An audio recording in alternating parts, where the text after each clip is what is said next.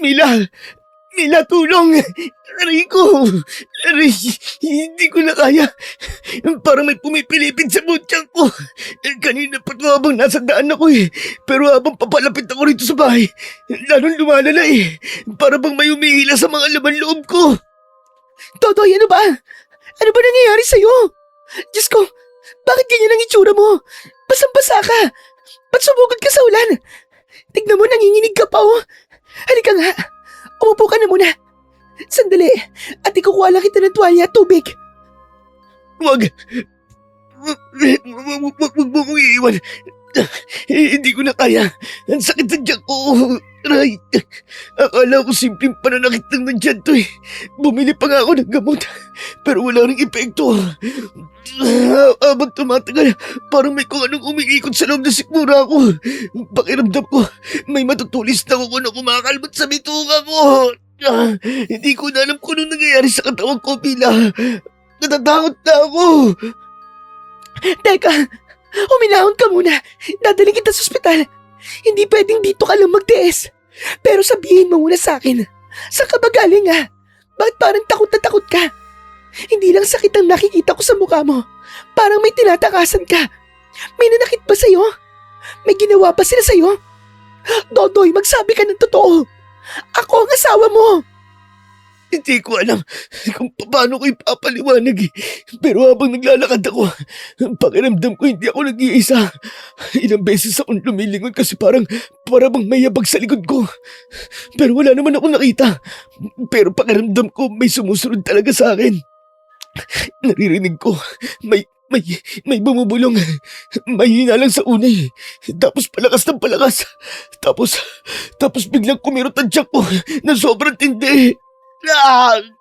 Hindi na nawala ang sakit, Mila. Tigilan mo na nga ang pagsasabi ng ganyan. Baka dala lang yan ang pagod at gutom. Pero, bakit parang ang lamig-lamig ng pakiramdam dito sa bahay? Halika na nga. Huwag ka na magsalita. Halika. Papalitan kita ng damit. Basang-basa ang suot mo. Pagkatapos, aalis tayo papuntang ospital. Kahit ano pa yung naririnig o nararamdaman mo, doktor ang kailangan mo. Huwag kang matakot, Todoy.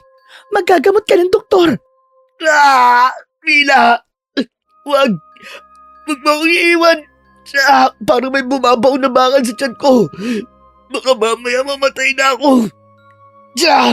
Baka sinisingil na ako ng mga taong niloko ko. Hindi ordinaryong sakit to. Parang mamamatay na talaga ako. Hindi ko na kaya. Tulungan mo ako. Baka hindi na ako umabot pa ng isang umaga. Magandang araw po sa inyong lahat. Itago niyo na lamang po ako sa pangalang Nardo. Nagmula po sa isang bayan sa probinsya ng Marinduque. Sumulat po ako hindi para siraan ang bayaw ko, kundi para magsilbing babala at makakuha na rin ang mga manonood ng aral mula sa mga hindi magagandang nagawa ng bayaw kong si Dodoy. Na darating ang araw na kung anuman ang ating itinanim ay siya rin nating aanihin. Si Dodoy po ay asawa ng nag-iisa kong kapatid na si Mila. Mabait po si Mila na siya namang kabaligtaran ng ugali ng asawa niya. Walang regular na trabaho si Dodoy. Kung minsan, nagpapakilala siyang ahente ng mga kung ano-anong investment. Kung minsan naman, ay tagapag-ayos ng mga pautang at iba pang mga racket na tingin niya ay mabilis kumita. Pero ang totoo, iisa lang ang paraan niya para maitawid ang pang-araw-araw na buhay. Ang mambudol ng mga inosenteng tao na madali niyang napapasakay sa kanyang mga buladas. At upang maintindihan niyo po ng lubos ang nangyari sa kanya, uumpisahan ko na po ang aking kwento. Panyero Stories.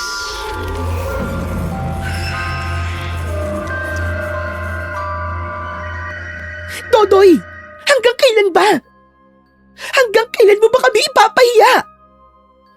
Bakit ipinapahiya ko ba kayo? Ano ba yung sinasabi mo? Paulit-ulit ka na lang, Mila. Wala ka na bang ibang alam sabihin? Hindi ako titigil. Nasabihan ka dahil ikaw ang paulit-ulit. 3 tao na naman ang pumunta rito kagabi. Galit na galit at hinahanap ka. Ano ngayon? Hindi naman sila papasok dito sa loob ng bahay natin eh. Hindi papasok, ha? Hindi papasok? Todoy, nagbabanta na sila. Sabi nila, kapag hindi mo ibinalik ang pera, magdedemanda na sila. Wala ka ba talagang konsensya, ha? Papaniwala ka sa mga yun. Panakot lang yun. Di nila gagawin yun. Pananakot, ha? Kung narinig mo lang kung paano nila ako pinagsalitaan kagabi. Ako ang napapahiya eh. Ako ang sinisisi. Ako ang sumasagot sa mga taong niloko mo. Lagi na lang akong humaharap sa kanila. Kasalanan mo, pero ako nakikipag-usap sa mga taong niloloko mo. Eh di wag mo silang pansinin. Magsasawa din naman ngayon. Ay naku, Mina naman. Bahala ka na nga dyan. Alis na muna ako. Oh, ano to? Saan ka na naman pupunta? Sa impyerno. Kasabay ng pagbalibag ng pinto ay ang mabibigat na yabag ng bayaw ko. Maya-maya pa ay narinig ni Mila ang pag-andar ng motorsiklo hanggang sa tuluyang makaalis ang kanyang asawa.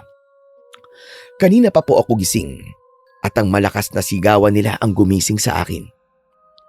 Hindi na bago sa akin ang mga pagtatalo nila dahil laging may ganong eksena sa bahay. Nakatira sa bahay ko ang kapatid kong si Mila, kasama ang asawa niyang si Dodoy. Nang mamatay ang aming mga magulang, sinabi ko kay Mila na dito na lang muna sila tumira para kahit papano ay may kasama ako sa bahay. Akala ko noon, makakatulong yon para makapag-ipon silang mag-asawa.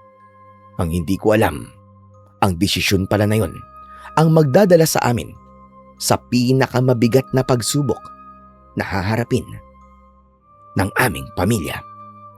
Mila, ano ba yun? Ano na naman ba nangyari? Kuya Nardo, pasensya ka na. Naistorbo na naman ang tulog mo dahil sa ingay namin ni Dodoy. Ay naku, hayaan mo na yun. Ano bang problema? At kanina pa kayo nagsisigawan. Kuya, may 3 lalaki na naman kasi ang pumunta rito kagabi. Galit na galit eh. Mga 10:00 na yon, hinahanap si Dodoy. 3? Bakit di ko yata narinig? Ano raw ba ang kailangan nila? Nasa likod bahay ka kasi nun, kuya eh. Kailangan po nila yung pera. Pera na naman. At ang sabi nila, niloko sila ni Dodoy. Kaya kailangan ibalik ang pera nila. Yung isa sobrang galit na galit. Sinipa pa nga ang gate natin eh. Ay nako, hindi pa rin ba tapos ang gulo niyang yan? Akala ko ba naayos na yan? Akala ko nga titigil na po si Dodoy eh. Nangako siya sa akin na hihinto na siya sa pambubudol ng mga tao. Pero mas lumala pa yata. Grabe, sobrang lala na.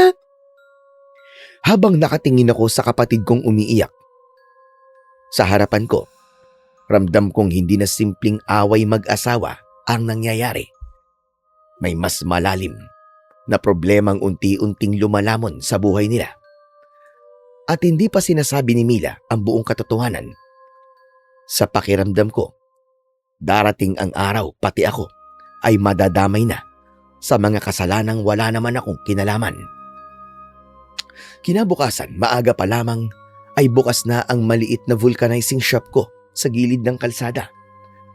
Habang ang iba ay nagsisimula pa lamang sa kanilang araw, ako ay pawisan na at marumi na ang mga kamay dahil sa dami ng trabaho.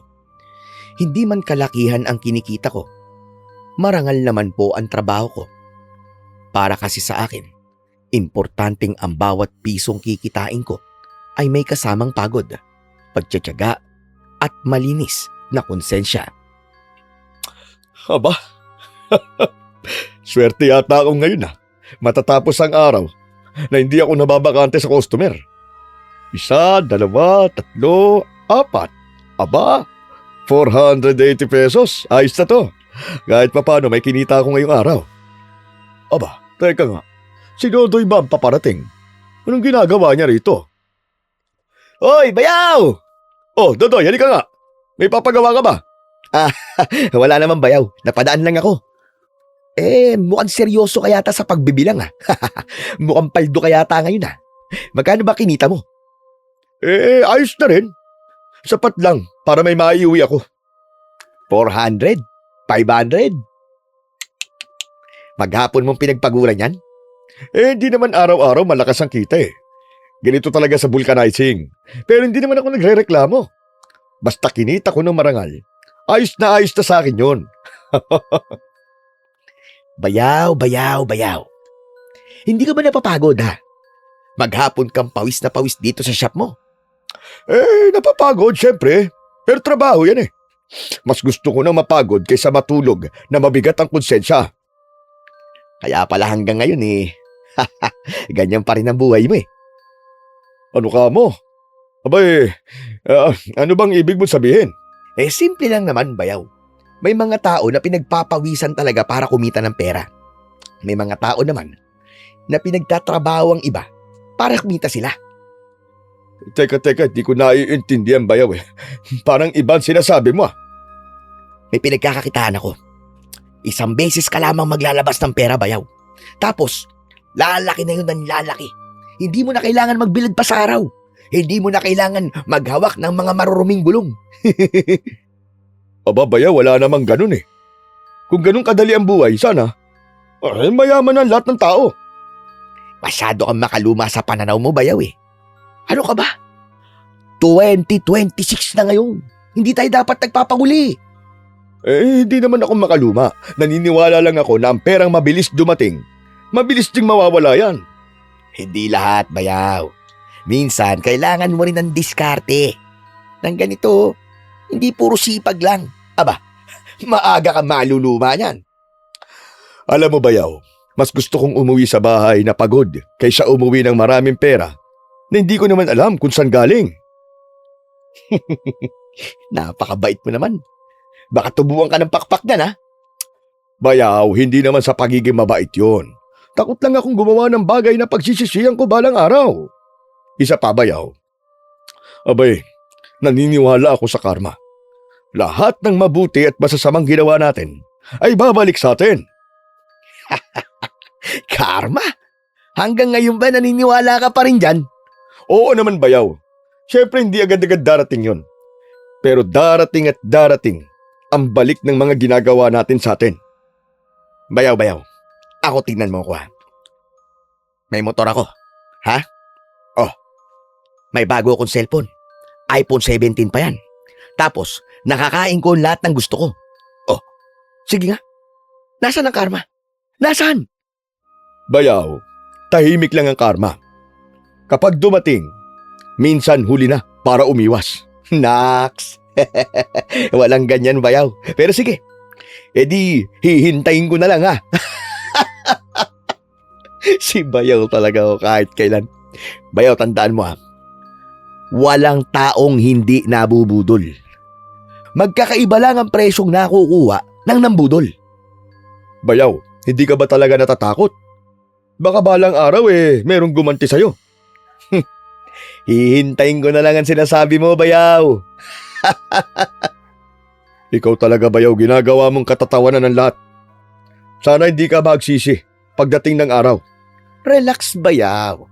Kapag gusto mo nang yumaman, sabihan mo lang ako, Akong bahala sa'yo. Game na game ako na ituro sa'yo ang sikreto ko.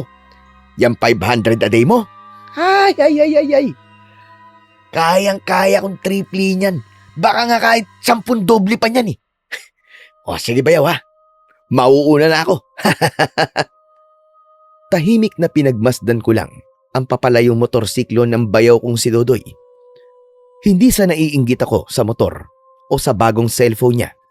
Ang gumugulo lang sa isip ko ay kung paanong nagkaroon ng ganung karaming pera ang isang taong wala namang nakikitang trabaho. Pero kahit nagtataka, mas pinili ko na lang naalisin sa isip ko ang masamang pagdududa. Baka nga may maayos lang talaga siyang racket. Walang-wala sa isip ko na ang isang simpleng pag-uusap naming yon ang magsisilbing simula ng pinakamabigat na pagsubok sa aming pamilya. Dahil makalipas lamang ang 1 linggo, kung ano-ano na naman ang mga binili niya. May relos, sapatos, at bumili na naman siya ng bagong cellphone. Nagtataka na talaga ako, anong klaseng negosyo ba ang meron si Dodoy? Hanggang isang hapon, may isang pangyayaring tuluyang nakakuha ng aking atensyon. Sino kaya yung dumating na yun na bumaba sa tricycle? Ang higpit ng pagkakayakap niya sa dala niyang baga. Oh, aba si Mang Kanor pala. Isang respetado magsasaka dito sa lugar namin. Buong buhay ba naman niya ang gugulin sa pagsasaka? Tapos, kilalang masinop pa at hindi agad nagtitiwala sa kung sino-sino. Aba, Mang Kanor! Tumuli ka! Pasok! Kanina ka pa ba naghanap sa akin? Ikaw talaga, Dodoy. Hindi naman ako nahirapang hanapin ka. Sabi mo kasi may ikikwento ka raw na magandang pagkakakitaan. Kaya heto, pumunta na ako sa'yo. Nako, mabuti naman at napadaan ka. Kung tutusin, ikaw nga talaga ang una kong naisip tungkol sa bagong investment ko eh. Bagay na bagay kasi ito sa'yo eh.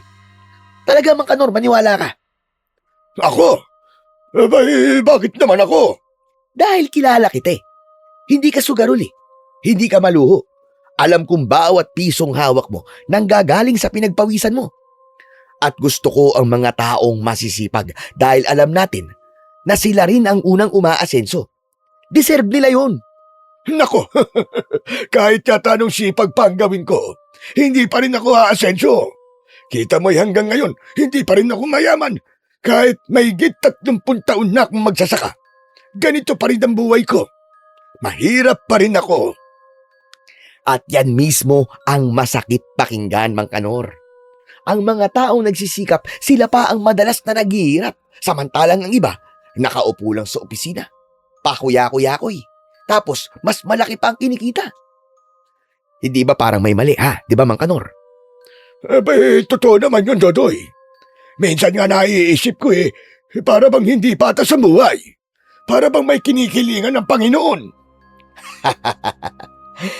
Hindi po kasi sapat ang sipag lang.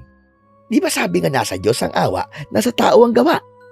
Kailangan, marunong din tayong magpalago ng pera. Abay, magpalago? Paano ba yun? Ganito, halimbawa. Di ba magsasaka ka? Ganito ha. May isang sako ka ng palay. Kapag itinabi mo lang yun sa bodega, ano ba mangyayari? Siyempre wala. Nandun lang naman nakatabi. Tama ka. Pero kapag itinanim mo, ano na ang pwedeng mangyari? Abay, siyempre tutubo. Aanihin at dadami yun. Eksakto! Ganon din po ang pera, Mang Kanor. Kapag itinago lang, hindi lalaki. Pero kapag inilagay sa tamang investment, pwedeng lumago, dumami. Ang problema nga lang, karamihan sa mga tao, takot magtanim eh. Kaya habang buhay silang naghihintay ng ani. Pero wala naman silang tinatanim. Pero Dodoy, hindi kasi ako sanay sa ganyan eh. Baka mamaya maloko lamang ako. Ano man pera na meron ako ngayon, ay dahil yun sa pag-iipon ko. Ayokong basta na lang yun masayang at mawala na parang bula. Mang Kanor. Kung balak kitang lokohin, bakit dito pa kita sa bahay ng bayaw ko pinapunta? Asawa ko ang kapatid Dinardo. Magkakapit bahay tayo at araw-araw mo ko nakikita. Sa tingin mo ba, isusugal ko ang pangalan namin dito para lamang sa panandali ang pera? Diyos ko naman, Mang Kanor. Abay, may punto ka rin. Kung tutusin, hindi ka naman nagtatago. Hindi lang yun. May ilan na rin sumubok dito, Mang Kanor. Hindi ko lang sinasabi kung sino-sino. Ayokong isipin nilang ipinagyayabang ko sila. Pero ang masasabi ko, mas maganda na ang buhay nila ngayon. Maniwala ka. Talaga ba? Hindi ako mangangako ng imposible, Mang Kanor. Pero gusto kong bigyan ng pagkakataon ng mga taong katulad mo na buong buhay na nagbabanat ng buto. Panahon na siguro na ang pera naman ang magtrabaho para sa'yo. Sa pakikinig ko, sa mga sinasabi ng bayaw kong si Dodoy, hindi ko namalayan na ilang minuto na pala akong nakatayo malapit sa kanilang dalawa. Hindi agad ako nakabalik sa aking ginagawa. Madulas ang dila ni Dodoy. Hindi na ako magtataka na marami ang naniniwala sa mga sinasabi niya dahil talaga namang napakahusay niya na manghikayat. Ika nga, ay mabulaklak ang bunganga. Dodoy, may itatanong lamang ako. Kapag ba inilabas ko ang pera ko, ano ang kasiguraduhan na maibabalik ito? Yan. Magandang tanong yan, Mang Kanor. Ang totoo niyan yan din ang una kong itinanong nung may nag-alok sa akin. Siyempre, hindi ko rin kagad pinakawalan ng pera ko. Sinubukan ko muna gamit ang maliit na halaga. Yung konti lang. Nang makita kong gumagana, unti-unti ko ngayon dinagdagan yon. Kaya kung napapansin nyo, hindi naman ako biglang yumaman Pakunti-kunti lang. Ika nga pakbang-hakbang lang. Ibig mo sabihin hindi ka natakot? Siyempre natakot din ako. Sino ba naman taong di matatakot may perang pinag-uusapan. Pero sabi nga nila, kung gusto mong maging iba ang direksyon ng buhay mo, kailangan mong gumawa ng bagay na hindi mo pa nagagawa. Kung pareho lang ang ginagawa mo araw-araw, pareho lang din ang magiging resulta. Tama ba ako o mali? Tama ka naman, Dodoy. Tama ka. Pero Mang Kanor, ayoko namang masyado ka madaliin Kung duda ka pa, di huwag ka muna mag-invest ngayon. Ayokong sumali ka dahil lang sa pangungulit ko sa'yo. Gusto kong sumali ka dahil ikaw mismo ay naniniwala. Ang totoo niyan meron akong naitatabi na pera. Talaga? Magkano? Na siguro mga nasa 300,000. Talaga? Grabe, Mang Kanor. Ibig sabihin napakasipag mo talaga. Aba, hindi pirong makaipon ng ganyang kalaking halaga. Napakaraming taong ko namang inipon yon. Pambili ko sana yun ng bagong traktore para hindi na ako mahirapan sa bukid. Ganun ba? Sige. Gusto ba sabihin ko ang totoo, Mang Kanor? Kung ako kasi ang tatanungin, sayang kung matutulog lang ang 300,000 mo Kung paiikutin mo yan muna, mas mabilis kang makakabili ng traktora. Baka may matira pa para mapaipaayos mo ang bahay mo. Magandang hapon po, Mang Kanor. Oo, Nardo. Tamang-tama. At nakikinig ka pala sa usapan namin. Ano sa tingin mo? Mag-imbes ba ako? Hindi ko alam, Mang Kanor Pero kung tatanungin mo ako, mas kampante pa rin ako sa perang pinag-iirapan. Heto na naman tayo, bayaw Hard work versus diskarte. Bayaw! Ano bang masama sa pamumuhunan? Parang pagninegosyo lang din yun. Hindi ko sinasabing mali ang diskarte.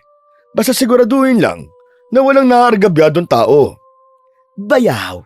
Hindi lahat ng malaking pera na kinikita ng mabilisan ay masasabing panloloko. Aba minsan, mas malawak lang talaga ang pag-iisip ng ibang tao. Sana nga ganun lang kasi naniniwala pa rin ako na kung may halong panloloko ano man transaksyon, mabubunyag din ang lahat pagdating ng tamang panahon. At lahat ng maling nagawa ay siguradong babalik sa gumawa nito. Karma na naman. Bayaw, hanggang ngayon ba naniniwala ka pa rin dyan? Oo naman. Hindi man ngayon. Hindi man bukas, bayaw. Pero darating ang araw, nasisingilin tayo ng buhay sa lahat ng ginawa natin. Kaya mas gusto kong gumawa ng mabuti para tahimik ang tulog ko gabi-gabi. At gusto ko rin naman ang tahimik ang tulog ko Sa kwartong air condition nga lang. Komportabling pamumuhay habang lumalaki ang pera ko. Kayong dalawa talaga. Siguradong magkaiba ang mga pananaw ninyo. Pero pareho naman kayong tama. Nasa sa inyo na po ang desisyon, Mang Kanor. Hindi naman kita pipilitin Pero isang bagay lang ang masasabi ko. May mga oportunidad sa buhay na minsan lang kumatok. Kapag pinalampas, baka hindi na bumalik. Totoo naman ang sinasabi mo, Dodoy. Sa totoo lang ilang taon ko nang iniipon ng perang hawak ko mula sa mga ani ko sa pagsasaka. Iniisip ko rin kasi na hindi habang buhay na malakas ako para makapaghanap buhay. Kaya gusto ko sanang may mapagkunan ako kapag dumating ang panahong hindi ko na kaya. Pero natatakot din akong maloko dahil wala akong ibang aasahan kapag nawala ang perang yun. Naiintindihan ko naman po ang pag-aalala nyo, Mang Kanor. Pero isipin mo rin naman ang pagkakataong nasa harap mo. Hindi lahat ay nabibigyan ng pagkakataong mapalaki ang kanilang pera nang hindi na kailangan mangibang bansa o magpakapagod ng sobra. Marami na sa kabilang barangay ang sumali at tuwang-tuwa sila sa kinikita nila. Hindi ko naman ilalapit sa iyo ang isang bagay na ikakasira mo, lalo na't magkakakilala naman tayo rito sa barangay. Ikaw naman, Mang Kanor, oo.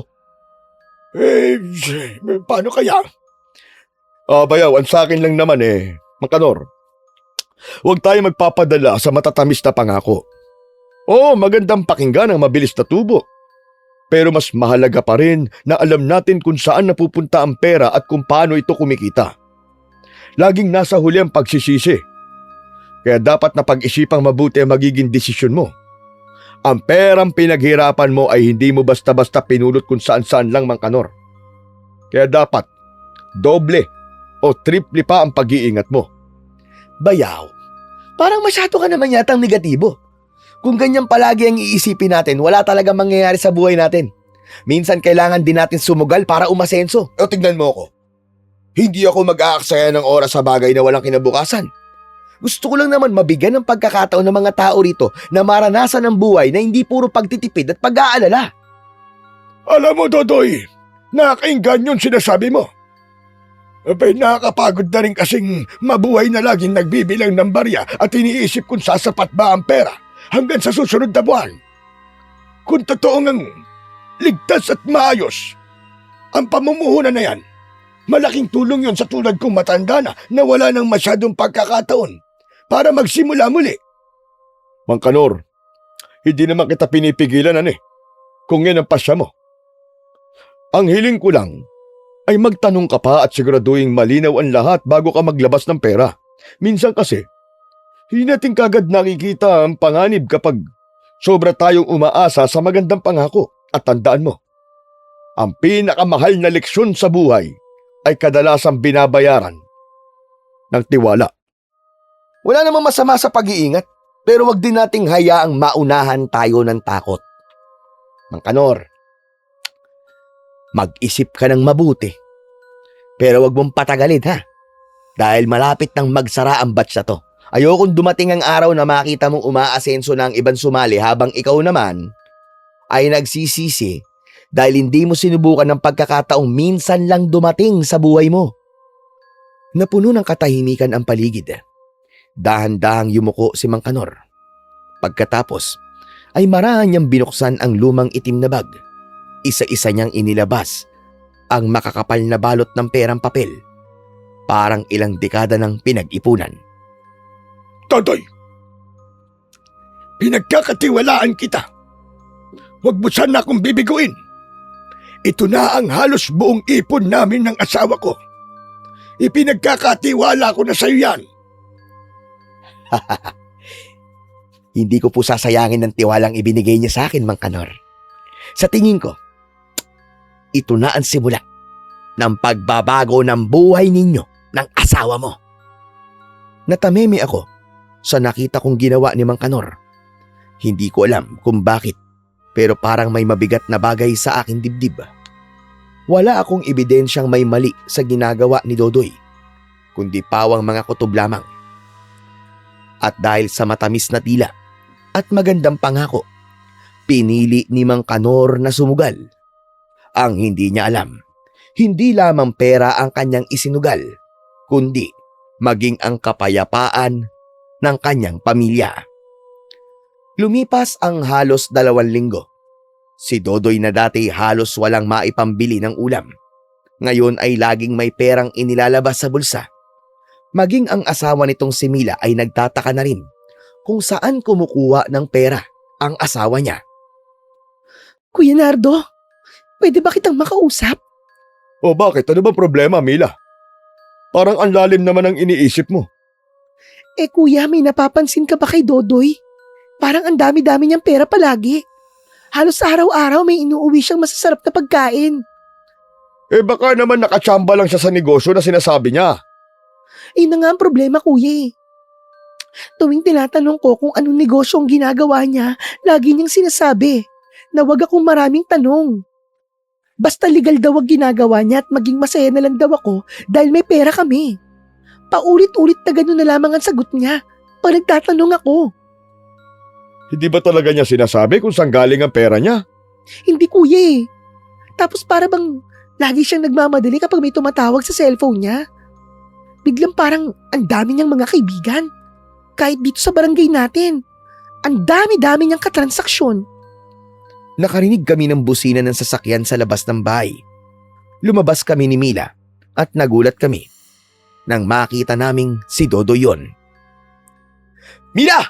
Leonardo! Tignan nyo! Payout to! O sabi ko naman sa inyo eh. Aangat din tayo! Tiwala lang!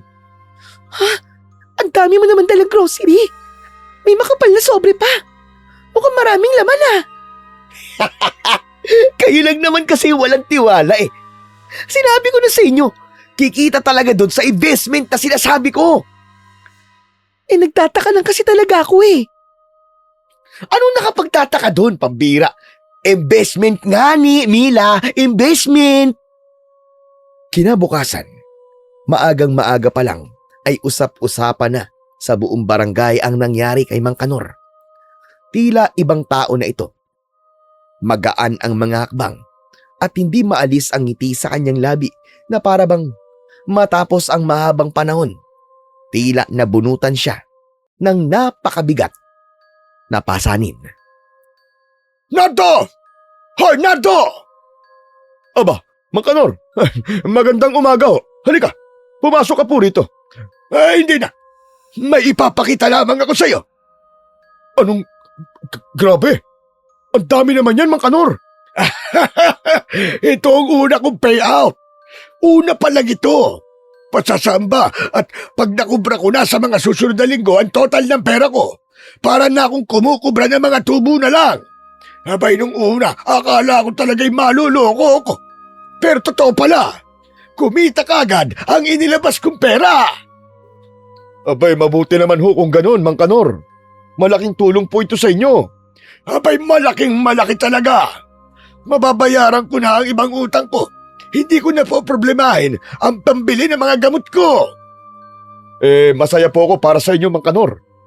Alam ko matagal mo rin pinag-ipunan ng perang ipinasok mo riyan. Pero sana, huwag ka munang masyado magpakampante. Hindi naman sa gusto kong sirain ang saya mo, ha? Gusto ko lang na maging maingat ka. Minsan kasi may mga bagay na napakagandang tignan sa umpisa. Pero hindi natin alam kung ano ang naghihintay sa dulo. Nauunawaan ko naman ang pag-aalala mo, Nardo. Ganyan din ang sinabi ng asawa ko bago ako sumali. Pero tignan mo naman ito. Hawak ko na mismo ang kinita ko. Hindi ito kwento lang o pangako. Totoong salapi ito. Abay sa edad kong ito, hindi na ako nangangarap yumaman. Ang gusto ko lang naman ay gumaan ng kaunti ang natitira ko pambuhay at hindi na maging pabigat sa pamilya ko. Sana nga ganun lang talaga, Mang Kanor.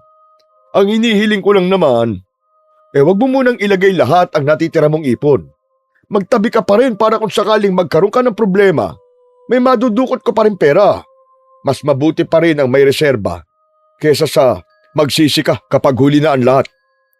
Sa totoo lang, Nardo, bala ko pang dagdagan ang puhunan ko. Marami na rin kasing kapitbahay nagtatanong sa akin kung totoo raw bang kumita ako. Gusto kong sabihin sa kanila ang nakita ko mismo. Kung makakatulong ito para makaaon din sila sa hirap, abay bakit hindi? Sayang naman kung ako lang ang makikinabang at aasensyo. Kung yun po magiging desisyon mo, wala naman po akong magagawa. Pero sana, Mang Kanor, isang bagay lamang ang tatandaan niyo po huwag kang basta-basta magpapadala sa kasabikan. Kapag pera ang usapan, mas mabuting magtanong ng maraming beses kaysa magsisi habang buhay. Salamat sa paalala, Nardo. Bihira na ang taong katulad mo na hindi agad nadadala sa madaling kita. Pero sa pagkakataong ito, pakiramdam ko, ibinigay na talaga sa akin ang pagkakataong matagal ko nang hinihintay. Sana tuloy-tuloy na ito para kahit papano ay gumaan-gaan naman ang buhay ko na matagal ko nang pinagtitiisan. Mabilis na kumalat sa buong barangay ang balita tungkol sa kinita ni Mang Kanor mula nga sa investment na inialok ni Dodoy. Marami ang nagsimulang maniwala na totoo ang ipinagmamalaking investment ng bayaw ko. Isa-isang nabuhay ang pag-asa nilang baka ito na nga ang pagkakataong magbabago ang kanilang buhay. Wala sa hinagap na yun din ang magiging simula ng pinakamabigat nilang pagsisisi. Mang Kanor! Ano? Kumusta po ang payout natin? Abay, ayos na ayos. Maraming salamat sa iyo, Dodoy. Kundi dahil sa iyo, hindi ko mararanasan ng ganitong biyaya. Hulog ka ng langit. Hindi naman po, hindi naman. Pero sabi ko naman sa inyo, basta't magtiwala lang po kayo. Mukhang marami na nga rin gustong sumali sa investment na inaalok mo. Kanina pa, may nagtatanong kung paano sila makakasali. Masaya naman po akong makatulong. Sana, mas marami pa po tayo matulungan at mas marami pa po ang umasenso dito sa lugar natin. Nakita ko ang matamis na ngiti ng bayaw kong si Dodoy. Pero sa di kalayuan, nakita ko naman na tahimik lamang na nakatanaw ang kapatid kong si Mila. Habang tuwang-tuwa ang lahat sa perang natanggap ni Mang Kanor, alam kong lalo naman bumibigat ang pakiramdam ni Mila. Hindi niya maipaliwanag kung bakit, pero ramdam niya na may lihim ang kanyang asawa. Nang sumapit ang araw ng pangalawang payout, walang dumating na pera. Hindi rin mahagilap si Dodoy. Hindi rin ito sinasagot ang cellphone. Hindi tuloy mapakali si Mang Kanor at ang iba pang mga taong naniwala at nagbigay ng puhunan. Hindi na siya nakatiis, kaya pumunta na siya sa bahay namin at malakas na kumatok at nagsisisigaw. Nardo! Nardo! Buksan mo itong pinto! Oh, Mang Kanor, ano ho ba nangyayari? Nasaan si Dodoy? Ilabas mo rito si Dodoy!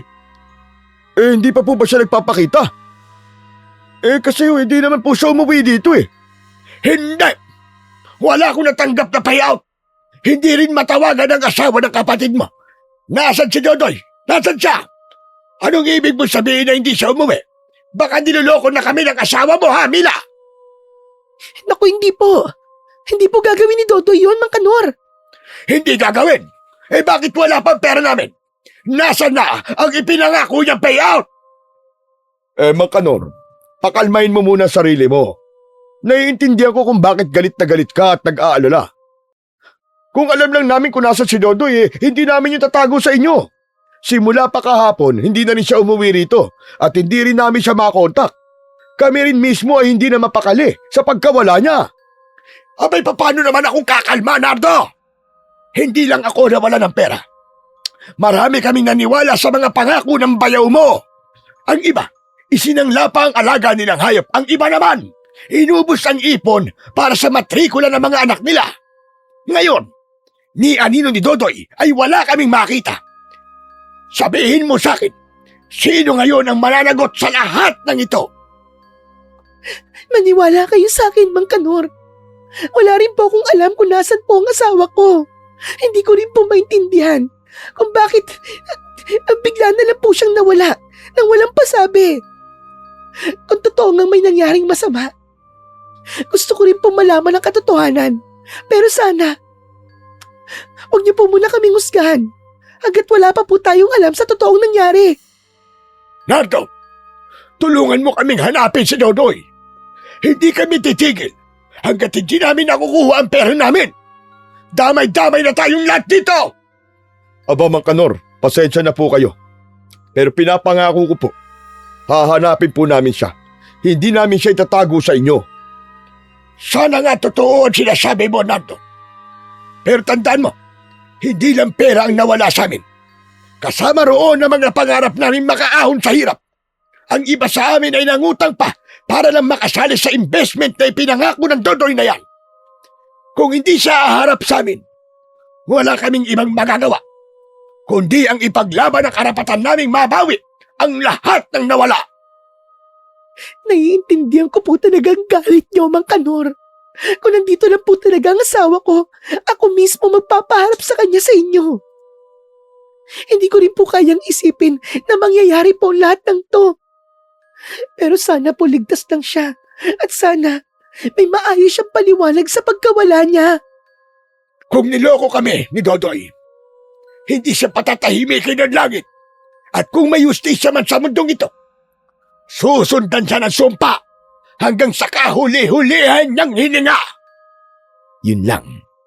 At umalis na si Mang Kanor. Nabakas sa muka ang matinding galit at pagkadismaya. Mula noon, isa-isang nagsimulang magpunta sa bahay ni Nardo ang mga nalokong residente.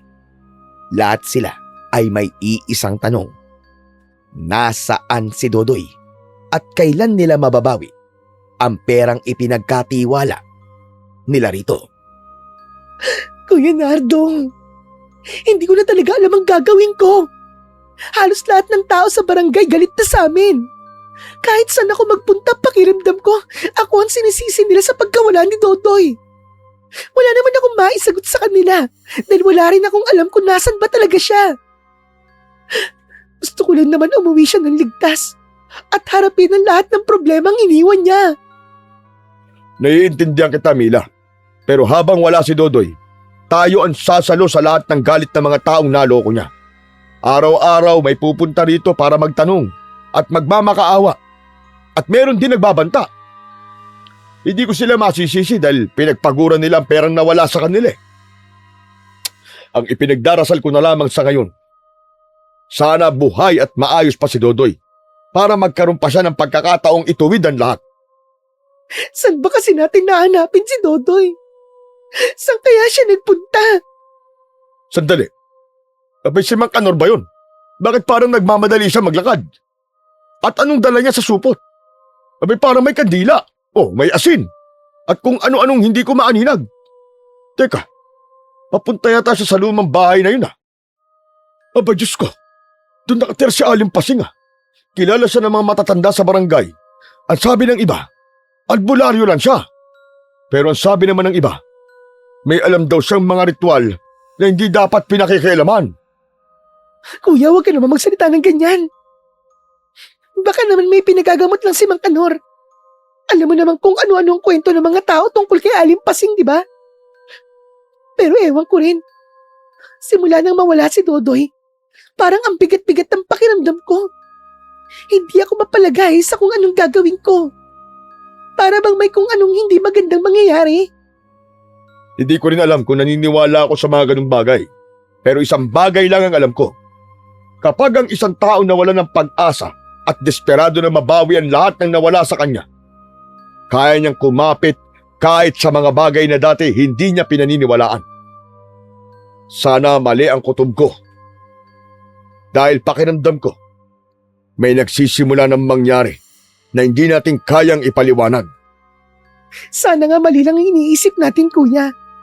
Ang gusto ko lang naman ay makauwi na si Dodoy para matapos na ang lahat ng to. Ayokong araw-araw na mabuhay sa takot at pangamba. Araw-araw ako nagdarasal na sana may kumatok na lang sa pintuan at makita ko siyang nakangiti. Pero habang lumilipas ang bawat gabi, lalo akong kinakabahan. Para bang may mas malaking trahedyang paparating. Isang hating gabi, habang malakas ang buhos ng ulan, nakarinig kami ng malakas na pagkalampag ng pinto. May malakas na kumatok sa aming pintuan. Nagising naman kagad kami ni Mila. Kuya, may tao sa labas. Sandali, at ako lang pupunta. Pagbukas ko ng pinto, ay halos mapaatras ako nang makita ko si Dodoy. Basang-basa sa ulan. Maputlang maputla siya at nanginginig ang buong katawan. Halos hindi siya makatayo. Dodoy! Dodoy! Diyos ko! Ano nangyari sa'yo? Dodoy! Mila, tulungan mo ako. Huwag niyo ako papalabasin. Pakiusap, tulungan niyo ako. Bayaw, saan ka ba galing? Alam mo bang hinahanap ka ng buong barangay? Hindi yun ang problema, Bayaw. May sumusunod sa akin. Ayaw niya akong tigilan eh. Kahit saan ako magpunta, naroon siya. Tulad ngayon. Ayun na. Bumubulong siya. Nakatingin siya sa akin. Sinusundan niya talaga ako. Bayaw, tulungan mo ako. Sa mga sinabing yun ng bayaw ko, ay hindi ko alam kung matatawa ba ako o magagalit. Sa dami ng taong naloko niya, akala ko'y isa lamang yung palabas. Baka gusto niyang magmukhang kawawa o nasisiraan na ng bait para hindi siya managot sa kanyang mga ginawa. Hoy, Dodoy, tigil-tigilan mo kami, ha? Kung gusto mong humingi ng tawad, magsabi ka ng totoo. Huwag pati kami ng kapatid ko ay gusto mo lokohin. Kuya Nardo, pakiusap. Mamaya na po ang sermon. Tignan mo naman ang kalagayan ng asawa ko. Nangihina na siya at nanginginig. O sige, dahan-dahan lang, Dodoy. Halika. Dito ka muna sa loob. Halos hindi ka na makatayo, oh. Ang bigat-bigat ng katawan mo at nanginginig ka pa. Ano ba talaga nangyari sa'yo? Kanina pa kitang tinatanong pero wala ka namang maayos na maisagot. Hindi ko na alam kung may sakit ka ba talaga o kung anong tumatakbo sa isip mo. Kuya, sandali. Tignan mo ang sahig. Dahil sa putik na dala ni Dodoy, kitang-kita ang mga bakas ng paa niya. Pero bakit parang may isa pang hanay na mga yapak? Mas maliit ang mga paa at wala pang tsinelas. Hindi naman ako lumabas ng bahay. Ikaw rin naman, di ba? At si Dodoy, mag-isa lang naman dumating, hindi ba? Oo, napansin ko rin. Sundan natin. 1, 2, 3. Aba, sandali, dito na sila uminto. Paano nangyari yun? Wala namang lumabas o pumasok na ibang tao. At kung may kasama si Dodoy, dapat nakita natin siya pagpasok pa lang. Diyos ko, parang may kung anong hindi tama rito, ah. Kuya naman, huwag mong sabihin yan. Natatakot na ako. Mula kasi nang pumasok si Dodoy sa bahay, para bang biglang lumamig ang paligid. Hindi ko may paliwanag pero pakiramdam ko, hindi siya umuwing mag-isa lang. Para bang may kung anong sumunod sa kanya hanggang sa loob ng bahay. At hanggang ngayon, narito pa rin ito kasama natin. Hindi ko talaga maalis ang tingin ko sa mga bakas ng putik na yan, Mila. Sigurado akong kay Dodoy ang unang hanay ng mga yapak. Pero tong pangalawa, hindi ko maipaliwanag kung saan ang galing. Aba, kanina pa natin tinitignan ng buong bahay. Wala naman ibang taong pumasok. Baka dala lang ito ng pagod at dami ng iniisip ko. Pero habang pinipilit kong hanapan ng paliwanag, lalo lang ako kinakabahan. Kuya, huwag mo nang tignan. Hindi rin ako mapalagay. Simula kasi nang dumating si Dodoy, parang may kakaibang pakiramdam na bumabalot dito sa bahay. Gusto kong paniwalaan na may normal na paniwalag ang lahat ng ito. Pero hindi ko maitanggi habang tumatagal. Para bang lalo akong kinikilabutan. Pakiramdam ko, may kung anong hindi natin nakikita. Pero narito lang sa paligid natin. Wag niyo tignan yung mga bakas. Ano sinabi mo? Wag. Kapag napansin niyang nakikita niyo siya, hindi na siya aalis. Dodoy, ano ba? Ano ba nangyayari sa'yo? Ano ba yung mga sinasabi mo? Dodoy, nag-a-addict ka ba? Gumagamit ka na rin ba ng bawal na gamot? Hindi, Mila, hindi. At pakiusap, kahit sino maghanap sa akin, sabihin niyo, wala ako rito, ha? Wala ako. Wag niyo akong ibibigay kahit kanino. Dodoy, ano ba tinatakbuhan mo? Mga taong naloko mo? O may iba pa? Magtapat ka nga. Hindi. Mas gusto ko pansinin na lang ang umuli sa akin. Huwag lang siya. Maya-maya pa ay bigla niyang hinawakan ang tiyan niya. Napangiwi siya sa sakit. Aray ko! Aray! Tiyan ko! Parang may gumagalaw sa loob. Mila! Mila, tulungan mo ako! Kuya, tulungan natin ang asawa ko. Ay, Mila! Tulong! Aray ko! Hindi ko na kaya. Parang may pumipilipit sa bundyan ko. Kanina pa ito habang nasa daan ako, pero habang papalapit ako rito sa bahay, lalong lumalala eh. Para bang may humihila sa mga laman loob ko. Hindi ako makahinga. Pakiramdam ko sa sabog tansyak ko. Mila, aray! Tulungan mo ako! Ang sakit! Dadaling ka namin sa ospital. Wag! Ayoko! Ayoko! Pakiusap, wag! Bakit? Basta wag! Ayoko!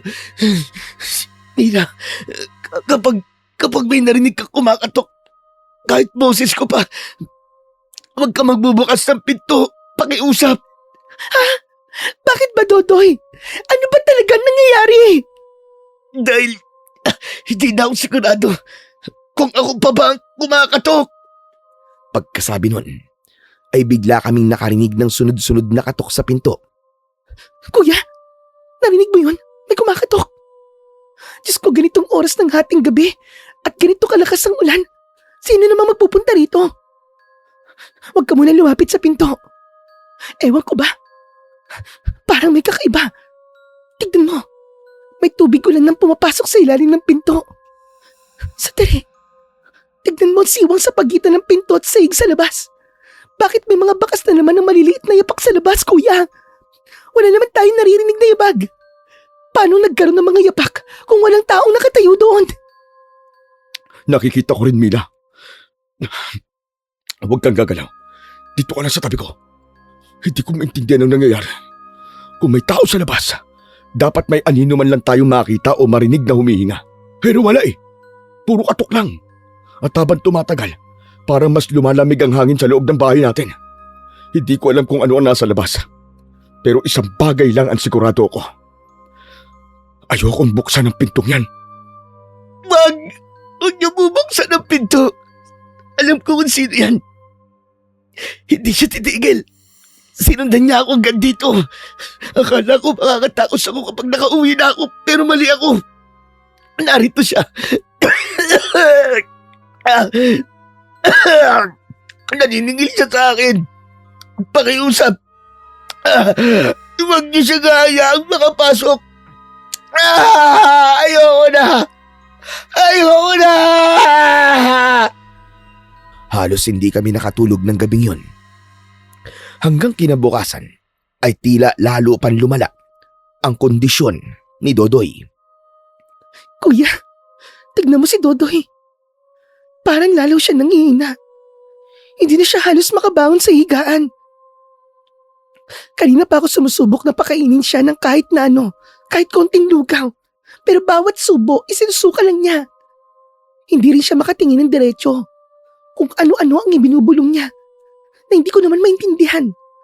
Para bang may kausap siyang ibang tao kahit tayong dalawa lang naman na nandito. Napapansin ko nga rin yun. Tuwing napapapikit siya, para siyang may sinasagot na kung sino. Minsan tumatango pa siya. Minsan naman bigla siyang nanginginig at tumihingi ng tawad kahit wala namang kumakausap sa kanya.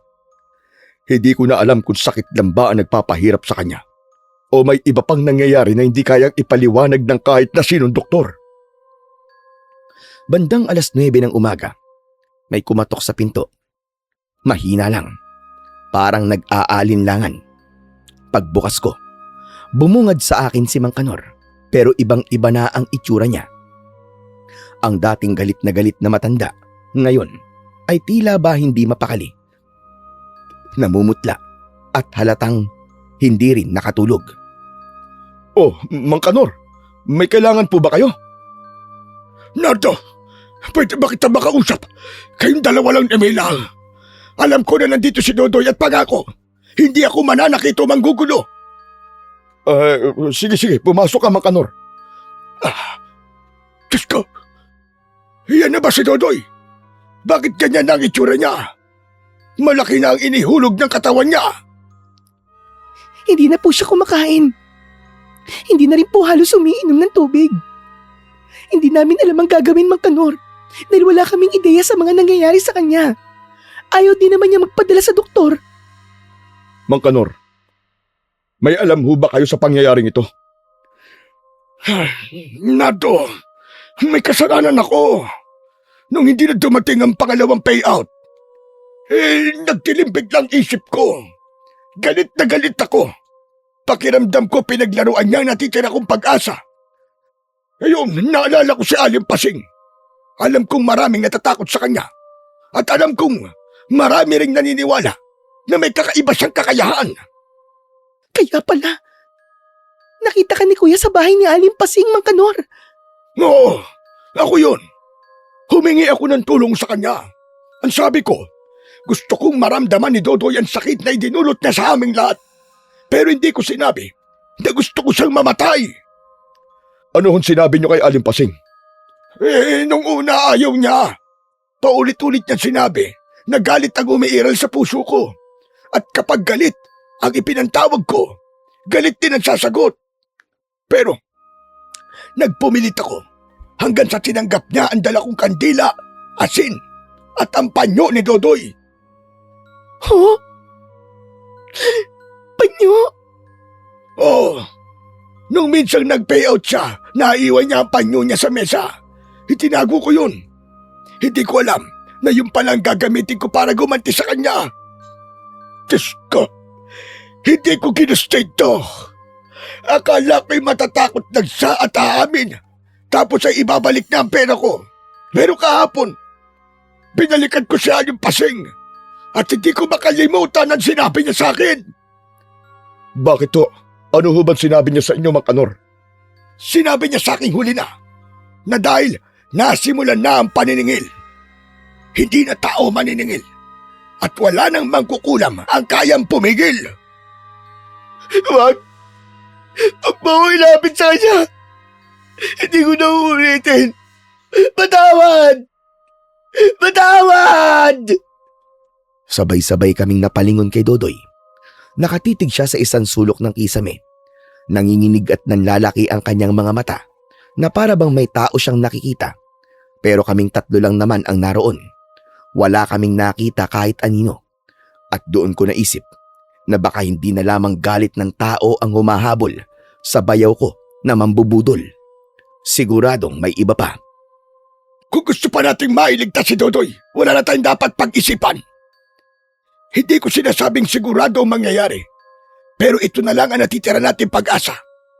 Kung totoong may kinalaman ng kulam sa kalagayan niya, baka si Aling Pasing lang ang makapagsasabi kung paano ito mapipigilan. Kaya habang may oras pa, subukan nating humingi ng tulong kay Aling Pasing. Hindi ko akalaing darating ang araw na pupunta ako sa bahay ni Aling Pasing. Bata pa lang ako kung ano-ano na naririnig kong kwento tungkol sa kanya. Sabi nila, may mga sakit daw siyang napapagaling.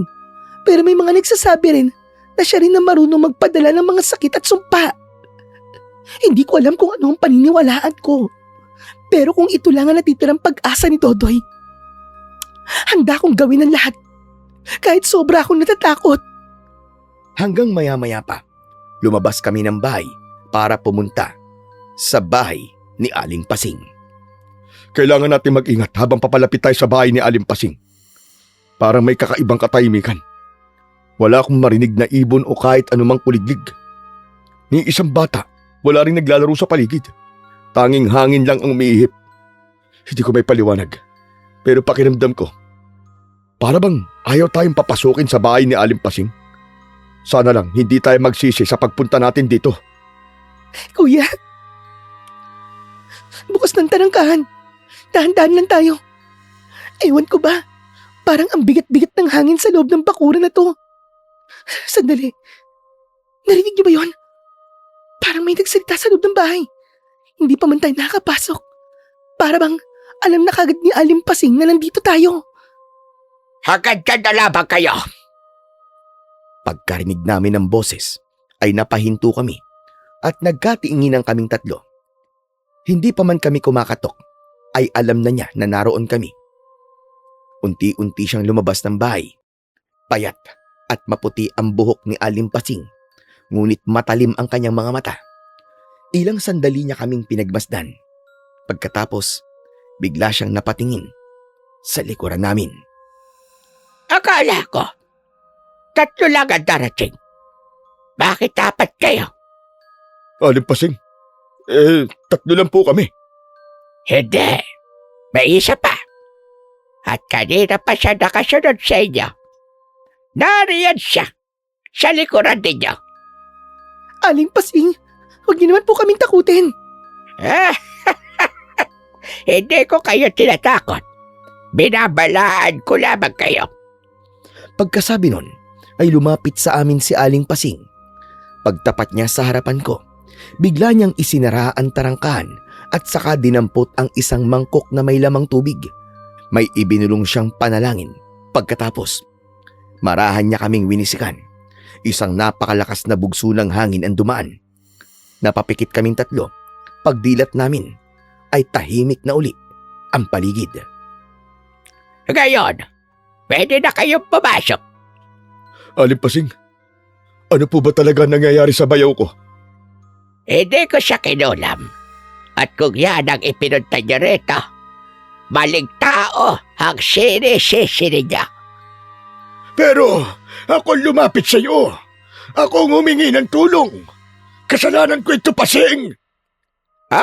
Nagpunta ka nga rito, Kanor. At galit ang laman ng puso mo. Pero tandaan mo ito, Kanor. Ang galit ng tao, kapag pinakawalan, may mga pagkakataong may ibang puwersang kumakapit dito. At kapag kumapit na, hindi na tao ang kalaban niya.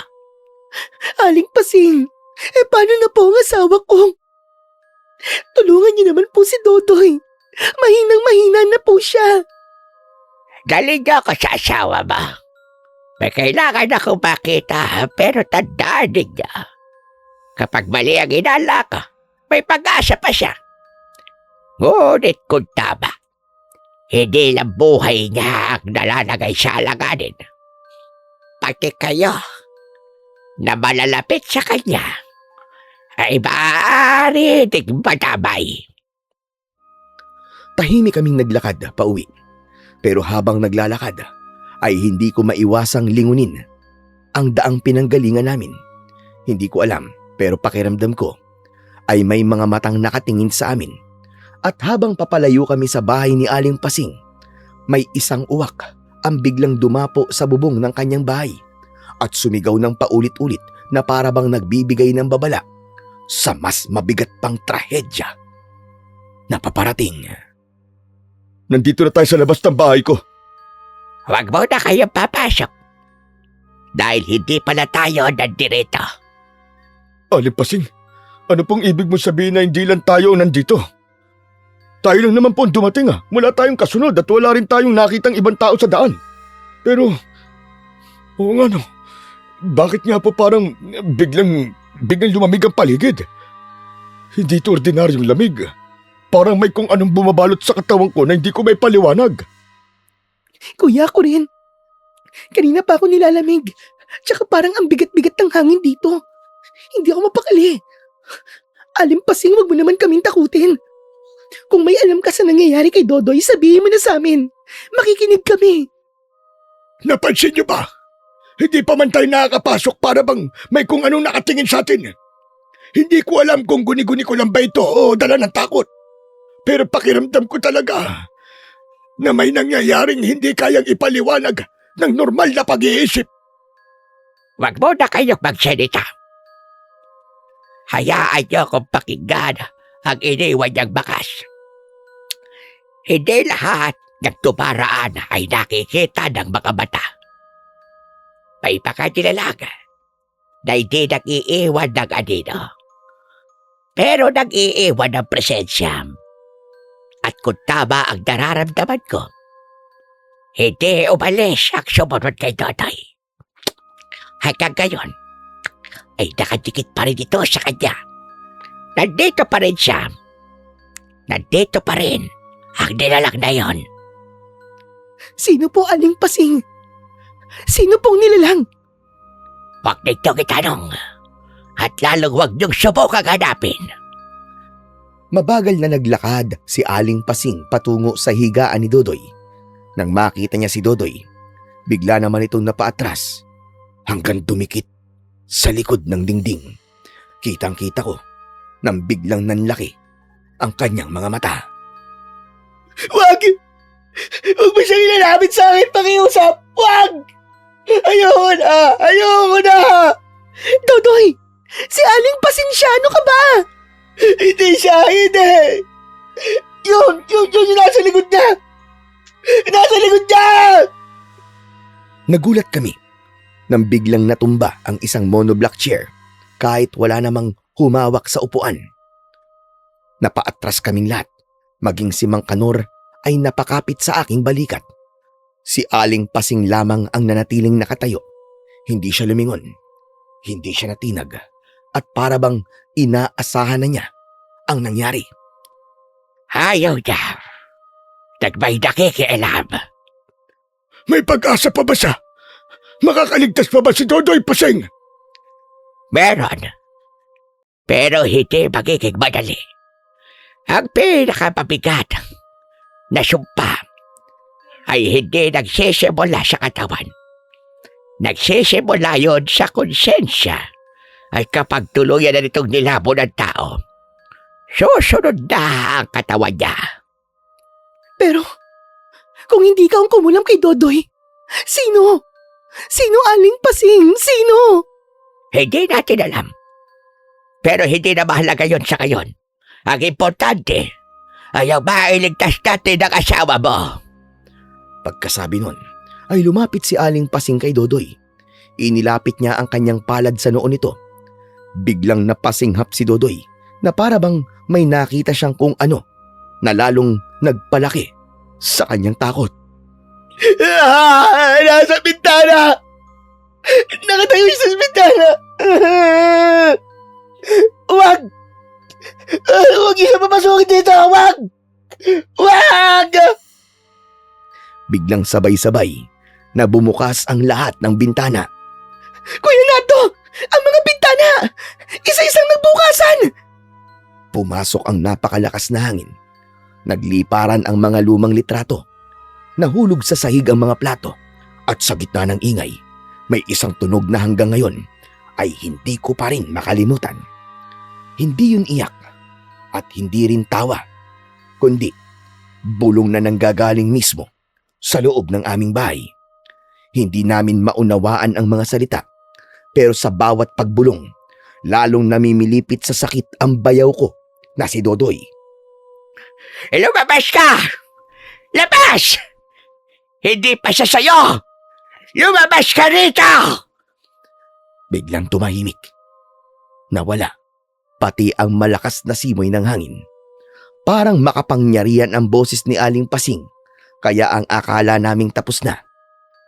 Pero dahan-dahang tumingin si Aling Pasing sa akin, at ang sumunod niyang ginawa, ang lalo kong kinatakutan. Dato! May itinago ba bayaw mo? Hindi na pera. May mahalagang pag-aari ba siyang kinuha na hindi kailanman dapat kinuha? Ho? Wala po akong alam, Aling Pasing. Oh! Oh, meron! Meron! Dodoy, ano bang tinatago mo? Sabihin mo na kasi. Tutulungan ka namin. Sabihin mo na, Dodoy, pakiusap. Hindi ko na kaya! Hindi ko na kaya! Kung gusto mong mabuhay, Dodoy, wala ka nang dapat ilihim. Nung malaman kong hindi ko na kaya bayaran ng lahat, tumakas ako. Hindi ako umuwi. Natakot ako sa pwedeng gawin sa akin ng mga tao. Saan ka nagtago, Dodoy? Sa lumang palete. Malapit na sa lumang libingan. Doon ko rin ibinaon ng perang natitira. Akala ko kapag naitago ko yun, makakapagsimula akong muli. Hindi mo dapat ginawa yun. Naistorbo mo siya. Nagagalit siya sa'yo. Hindi mo ba alam na may bali-balita sa lugar natin tungkol sa isang magkukulam na nakatira sa lugar na iyon? Hindi ko alam. Hindi ko alam. Baka siya mismo ang kumulam sa'yo. At alagad niya ang nakikita kong sumsunod sa iyo. Biglang napahawak si Dodoy sa kanyang tiyan. Napangiwi siya. Kitang-kita ko ang paghihirap sa mukha niya. Para bang may pumipilipit sa loob ng kanyang sikmura.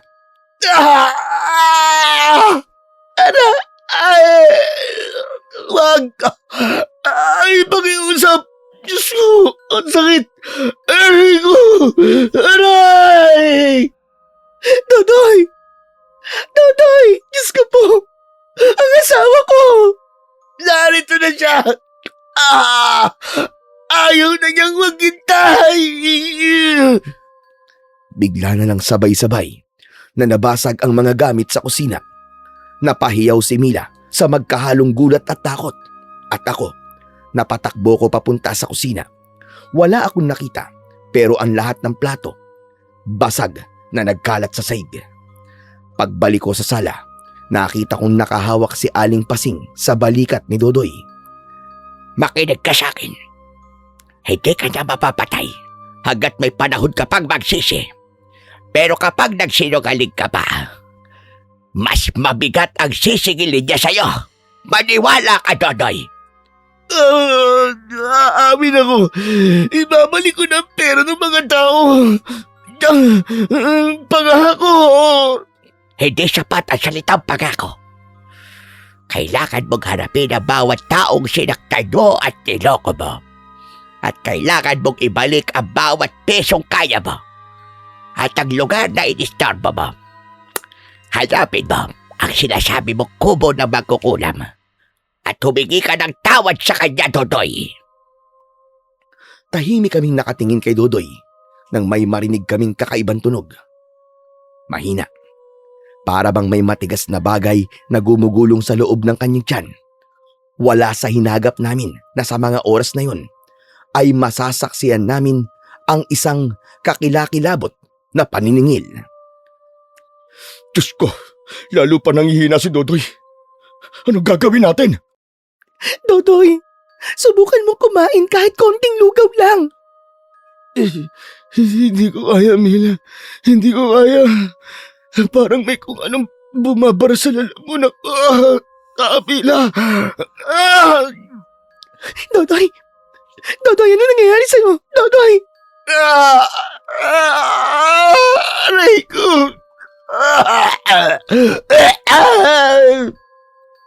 Nakita kong napayuko si Dodoy at nagsimulang sumuka. Akala namin ay simpleng pagsusuka lamang. Pero kakaiba ang tunog na narinig namin. Parang may maliliit na metal na tumama sa saig. Napatigil kaming lahat.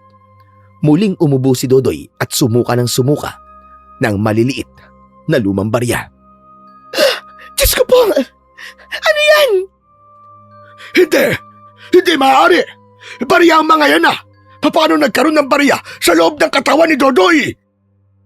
Nagsimula na. Nagsimula na ang totoong pagkukulam kay Dodoy. Anong ibig niyo sabihin, Aling Pasing? Kapag ang konsensya ng taong nagkasala ay tuluyan ang nilamon ng paninigil, unti-unti niyang inuluwa ang simbolo ng kanyang kasakiman. Hindi mahalaga kung barya o papel ang tunay na perang tinanggap niya. Ang mahalaga, may paniningil na nagsimula. Habang nakatingin kami sa mga baryang nagkalat sa saig, napansin kong lahat ng mga barya ay luma, kupas at nangingitim. Para bang matagal nang nakabaon sa lupa. Patawad. Patawad. Ibabalik ko na lahat. Patawad. Hindi sapat ang pagsisisi sa loob ng bahay. Bukas, pupunta tayo sa lugar kung saan mo'y tinago ang natirang pera. Hanggat hindi mo hinaharap ang ginawa mo, hindi titigil ang paniningil. Tahimik na tumango si Dodoy. Pero bago siya muling makapagsalita, bigla siyang napahawak sa kanyang tiyan. Mas matindi ang sakit ngayon kaysa kanina. At sa pagitan ng kanyang mga hingal, may sinabi siyang mas nagpalamig sa aking dugo. Hindi. Hindi lang siya. May iba pa. Parating na sila. Tatlong magkakasunod na malalakas na katok sa dingding ang narinig namin. Hindi sa pinto, hindi sa bintana, kundi sa dingding mismo ng aming sala. Nagkatinginan kaming lahat. Walang sino man ang nagsalita dahil alam naming walang tao sa kabilang bahagi ng dingding na yon. Kinabukasan, kahit halos hindi makatayo ay pinilit ni Dodoy na samahan namin siya. Kailangan niyang harapin ang lugar na iniiwasan niya kung gusto niyang magkaroon ng pag-asang gumaling at mabuhay. Kailangan nang matapos ang bangungot na to. Kung ito lang ang natitirang paraan para gumaling ako, hahanapin ko na. Tama ang desisyon mo, Dodoy.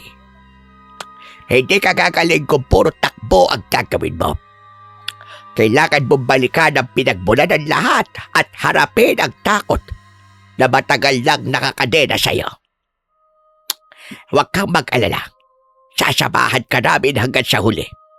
Halika na. Daan-daan lang ang lakad mo. Nandito lang kami sa likod mo, mahal. Ilang sandali lang ay narating na namin ang lumang simenteryo. Napakatahimik ng paligid kahit maliwanag ang sikat ng araw, para bang ang dilim-dilim pa rin ng lugar. Bakit parang lalo pang lumalamig habang papalapit tayo? Nararamdaman niyo rin ba yun? Diyos ko, ang lakas ng ihip ng hangin. At yung pagaspas ng mga dahon, para bang may mga taong nagbubulungan. Teka, huminto muna kayo. Yung malaking balete sa harapan, yan ba ang sinasabi mong lugar, Dodoy? Para bang ilang daan taon na ang tanda ng punong yan. Tignan niyo mga ugat, parang mga ahas na gumagapang sa lupa. Oo, dito na yun. Tingnan nyo. Nandun lang ang lumang simenteryo. Noon pa man, wala nang gustong dumaan dito eh. Kapag sumasapit ang hapon, hindi ko rin alam kung saan dito ang sinasabi niyong bahay na mangkukulam na nakatira dito. Pero dito ko mismo binaon ng pera. Dodoy, bakit kasi dito pa? Alam mo namang maraming babala ang matatanda tungkol sa lugar na to. Sabi nila, may mga nilalang dito at mangkukulam na laging nagbibigay ng sumpa. Nagmamadali ako nun eh. Akala ko walang makakakita. Hukayin na. Ang ibinaong pera. Sige na, magmadali na kayo. Hindi na ako nag-aksaya ng oras. Nagsimula akong maghukay sa lupa kasama si Mang Kanor. Ilang minuto rin ang lumipas hanggang sa may matigas na tinamaan ang pala namin. Mabilis naming inalis ang lupa at unti-unting lumitaw ang isang plastik na sako. Yan na ba yun? Oo. Yan lahat ang natira. Binuksan namin ang sako pero lahat kami ay natigilan. Walang pera. Sa halip ay puro lumang barya ang naroon. Nangingitim, kinakalawang at may ilang baryang hindi ko pa kailanman nakita sa buong buhay ko. Kuya Nardo, hindi itong perang tinago niya, di ba? Hindi. Hindi yan. Perang papel ang binaon ko rito eh. Papel. Hindi barya. Biglang umihip ang napakalakas na hangin. Nagliparan ang mga tuyong dahon sa paligid at ang mga baryang nasa sako ay isa-isang gumulong palabas. Hindi pa baba, kundi paakyat, patungo sa puno ng balete. Para bang may humihila sa mga ito. Napaatras kami at tanging si Aling Pasing lamang ang nanatiling nakatayo. Hindi inaalis ang tingin sa puno. Huwag niyong pupulutin kahit isa. Kapag may pumulot yan, siya ang susunod na sisigilin. Nagpatuloy ang paggapang ng mga barya sa pagitan ng mga ugat hanggang sa unti-unti nawala ang mga ito na parabang nilamon ng mismong puno. Kasunod noon ay napaluhod si Dodoy at saka sumigaw. Ang sakit ng tiyan ko. Tulungan niyo ako. Tulong! Parang may mga nag-uumpog ang metal sa loob ng tiyan mo, Dodoy. Nahuli na tayo. Hindi na siya ang naniningil. May iba nang tumanggap ng paniningil. At dahil doon, hindi na sapat ang pagsasaoli ng pera. Hindi ko naintindihan ang ibig sabihin ni Aling Pasing Panyero. Pero habang nakatingin kami sa balete, may isang mahinang tunog na tila nanggagaling sa kailaliman ng puno. Hindi namin maaninag kung ano yon, pero malinaw naming naririnig na para bang may kung sinong tumatawa ng dahan-dahan. Tama na! Huwag na tayo magtagal dito. Umalis na tayo. Bilisan niyo ang pag-akay kay Dodoy. Huwag na kayo lilingon o hihinto. Kahit na ano pa ang marinig niya. Bilisan natin, Dodoy. Ano, kain pa ba? Ewan ko, pero parang may kung anong humihila sa akin para lumingon. Ilang beses kong pinipigilan ang sarili ko, pero hindi ko talaga mapigilan. Sa tuwing titingin ako sa likod, ang punong bulete lang ang nakikita ko. Wala naman tao, walang anino. Pero hindi maalis sa pakiramdam ko na may mga matang nakatingin sa atin. Tahimik na pinagmamastan ang mga matakbang natin. Pagdating namin sa bahay, napatahimik ako.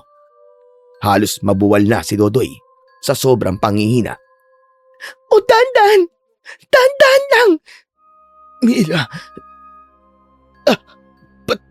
patawarin mo ako.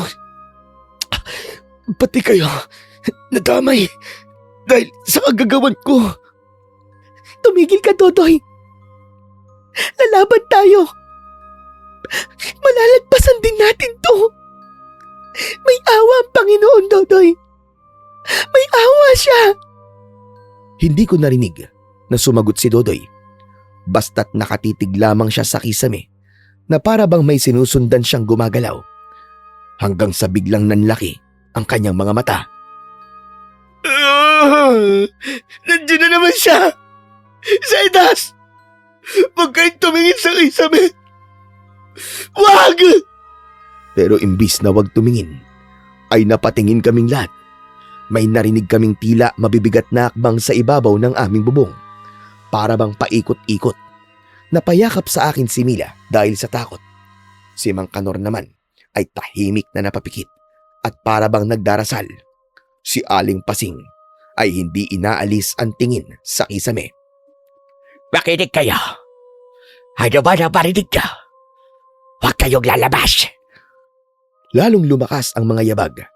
Para bang may mabigat na naglalakad sa bubong. Maya-maya pa ay kita ko kung paano unti-unting namutla si Dodoy. Humawak siya sa kanyang tiyan. Tapos ay napangiwi sa labis na sakit. Hindi ko na talaga kaya! Hindi ko na kaya! Muling sumuka si Dodoy. Muli naming narinig ang tunog ng mga barya na bumagsak sa sahig. Pagkatapos, lumabas sa kanyang bibig. Ngunit sa pagkakataong ito, may isa pa akong napansin. Bawat baryang nahuhulog ay tila may nakaukit na kakaibang marka. Nang makita yon ni Aling Pasing, ay bigla siyang napaatras. Ano yun? Bakit ka namutla, Aling Pasing? Hindi na ito basta paninigil. Hindi na ito basta kulam lamang. May ibang puwersang kumakapit na sa kanya. At kapag umabot sa uling barya, wala na. Wala na tayong magagawa. Biglang may narinig kaming malakas na kalabog sa may pintuan. Lahat kami ay natigilan. Walang nagsalita. Kasunod nito, may isang pamilyar na boses mula sa labas. Kuya Nardo! Kuya Nardo, bayaw! Buksan mo ang pinto! Tulungan mo ako! Kuya Nardo! Nanlamig ang buong katawan ko dahil ang boses na yon ay boses ni Dodoy. Pero si Dodoy ay nasa harapan namin, nanginginig at mahigpit na nakakapit sa kamay ni Mila. Wag mong bubuksan, bayaw! Hindi ako yan! Hindi ako yan, bayaw! Nakarinig kami ng ilang mga katok. Pagkatapos ay lalong lumakas ang kalabog sa pintuan. Walang sino man sa amin ang nangas na buksan ang pinto. Hanggang unti-unting nawala ang mga katok. Nawala rin ang boses na tumatawag sa pangalan ko. Mila, hindi ko na kayang tumakas. Pagod na ako. Huwag ka magsalita ng ganyan, Dodoy. Malalagpasan natin to. Malalagpasan natin. Hindi. Panahon na para harapin ko ang lahat. Yan ang unang hakbang na dapat mong gawin, Dodoy. Hanapin ang katotohanan at huwag takasan. Dodoy, hindi ko na rin alam kung paano tayo umabot sa ganito. Oo, galit ako sa'yo, pero aminado ako. Sobra na ang hirap na nararanasan mo. Habang nakikita kitang ganito, nawala na ang galit ko sa'yo. Magkanor. Patawad. Hindi lang ikaw ang Ginoo ko. Lahat kayo Ginoo ko. Nasilaw ako sa pera. Akala ko hindi ako mahuhuli. Patawarin niyo ako. Patawad. Biglang napahawak si Dodoy sa kanyang tiyan. Napangiwi siya at napayuko na naman. Nagsunod-sunod ang pag-ubo niya at muling sumuka kasabay ang pagkalansing ng 3 lumang barya. Mas nangingitim ang mga ito kaysa dati. Tama na! Tama na!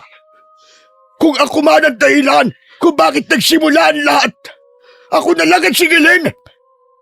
Si Dodoy na lamang ang patawarin! Pero hindi ganyan ang paniningil. Kapag ang galit at kasakiman ay nagsanib para magsumpa itong kumakapit sa anino, hindi mo na basta maililipat sa iba. Aling Pasing, magagamot pa ba ang bayaw ko? Hindi agad sumagot si Aling Pasing. Tumingin muna siya kay Dodoy. Tapos ay sa mga barya na nasa sahig. At saka siya nagsalita. May mga taong humiling ng kapahamakan ni Dodoy dahil sa matinding galit. Ang dala ni Dodoy ay hindi ordinaryong karamdaman lamang. May mabigat na aninong nakakapit sa kanya na kung tawagin ay kulam. Hindi siya basta-basta makakalaya. Hanggang hindi niya tinatapos at dapat niyang harapin. Kuya Nardo. Mila, mahal ko. Magkanor. Samahan niyo ako. Pupuntahan natin isa-isa ang mga taong niloko ko. Kahit ano pa ang mangyari sa akin. Hindi na ako muling magtatago. Kinabukasan ay tinupad ni Dodoy ang kanyang pangako. Kahit hirap na hirap siyang maglakad, isa-isa naming pinuntahan ang mga taong kanyang niloko. May mga tumalikod, may mga nagalit, may mga hindi tinanggap ang kanyang paghingi ng tawad, at may ilan ding tahimik lamang na umiyak. Ibinigay ni Dodoy ang natitira niyang pera. Hindi man sapat upang mabayaran ang lahat. Sinikap niyang ibalik ang anuman na kaya niyang isaoli. Dodoy, okay ka lang ba? Mila, sa bawat paghingi ko ng tawad sa mga taong niloko ko, parang gumagaan ang pakiramdam ko. Pero parang lalo akong nanghihina. Nang matapos naming puntahan ang huling bahay, ay tahimik kaming naglakad pauwi. Wala nang nagsasalita. Si Dodoy, ang bayaw kong mambubudol, ay halos hindi na maihakbang ang kanyang mga paa. Hanggang sa bigla na lamang siyang napaluhod. Dodoy! Dodoy! Daan-daan lang bayaw! Dahan-dahang itinaas ni Dodoy ang kanyang ulo. Tumingin siya kay Mila. Pagkatapos ay sa akin at kay Mang Kanor.